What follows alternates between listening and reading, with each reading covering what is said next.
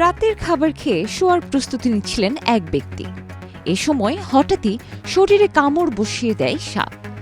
দিশেহারা হয়ে উল্টো সাপকে ধরে কামড় বসিয়ে দিলেন ওই ব্যক্তি।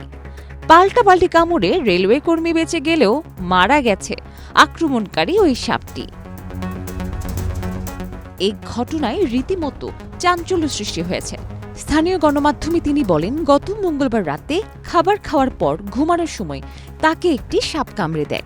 এত রাতে জঙ্গলের মধ্যে সাপের কামড় খেয়ে কি করবেন?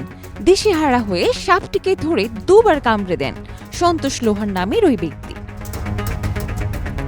ওই এলাকার স্থানীয়রা বিশ্বাস করেন, কামড় দেওয়া সাপকে উল্টো কামড় দিলে বিষের ক্ষতিকর প্রভাব ধ্বংস হয়ে যায়, ফলে বেঁচে যেতে পারেন আক্রান্ত ব্যক্তি।